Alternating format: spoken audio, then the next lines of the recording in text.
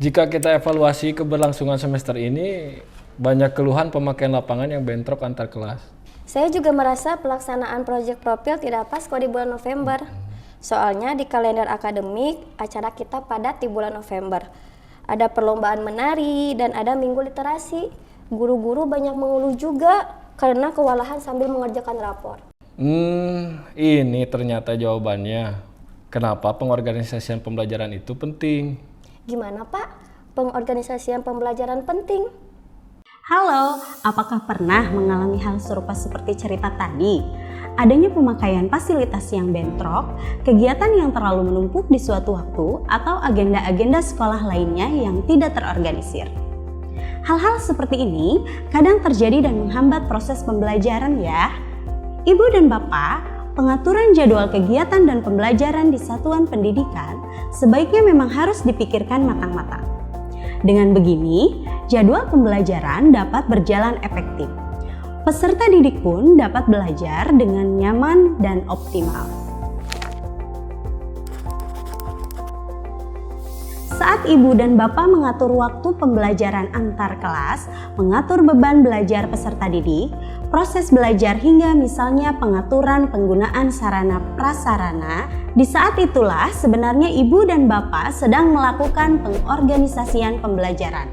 Dengan kata lain, pengorganisasian pembelajaran adalah cara satuan pendidikan mengatur pembelajaran muatan kurikulum dalam satu rentang waktu. Pengorganisasian pembelajaran mengatur semua kegiatan belajar yang akan peserta didik jalani di satuan pendidikan selama 1 tahun ajaran. Kegiatan belajar peserta didik ini bisa kita bagi berdasarkan struktur kurikulum yang sudah ditetapkan oleh pemerintah, yaitu intrakurikuler dan proyek penguatan profil pelajar Pancasila.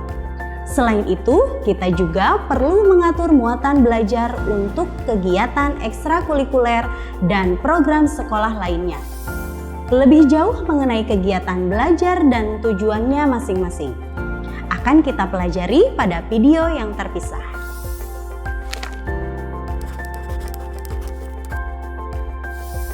Semua kegiatan belajar ini harus kita atur pelaksanaannya agar jadwal antara kegiatan dan penggunaan sarana dan prasarana bisa dimanfaatkan secara maksimal. Dengan begini, pendidik dan peserta didik dapat belajar dengan nyaman.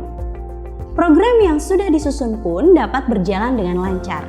Dengan demikian, kebutuhan peserta didik dalam mencapai capaian pembelajaran dan profil pelajar Pancasila dapat tercapai.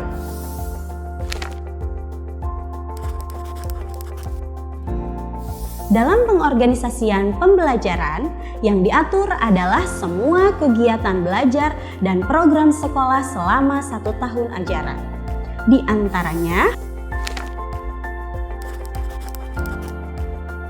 pengaturan beban belajar mencakup total JP yang akan dilalui peserta didik dalam rentan waktu tertentu, baik itu beban belajar intrakurikuler maupun proyek profil. Pada jenjang dasar dan menengah, beban belajar intrakurikuler berarti beban belajar untuk setiap mata pelajaran. Pada PAUD berarti beban belajar terhadap tujuan pembelajaran yang didukung oleh tema materi dalam pengaturannya. Pengaturan ini akan berkaitan dengan beban mengajar pendidik. Pemerintah pusat sudah menentukan beban belajar untuk setiap jenjang yang bisa dijadikan acuan.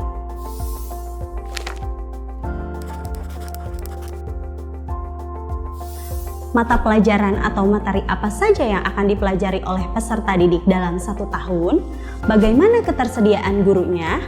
Dengan begitu, satuan dapat melihat juga kebutuhan tenaga pendidiknya. Selain itu, sarana dan prasarana apa saja yang perlu digunakan dalam mata pelajaran tersebut, semua ini perlu diaturkan ya, agar penggunaan fasilitas tidak bentrok.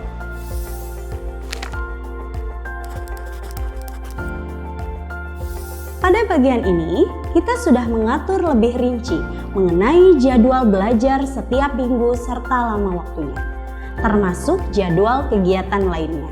seperti upacara, SKJ, dan ekstrakurikuler. Jika satuan pendidikan memiliki program membaca 15 menit setiap paginya, maka hal ini juga masuk ke dalam pengaturan waktu belajar. Ada banyak pendekatan untuk mengatur waktu belajar yang akan kita pelajari pada modul selanjutnya.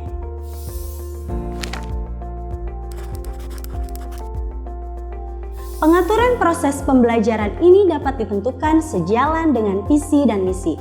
Misalnya, menggunakan pembelajaran berbasis inquiry, berbasis masalah, atau karena sekolah alam misalnya, semua pembelajaran dikaitkan dengan interaksi peserta didik terhadap alam sekitarnya. Semua pengaturan tadi dilakukan pada level satuan pendidikan. Dengan begitu, pendidik mempunyai arahan yang jelas saat merancang pembelajaran.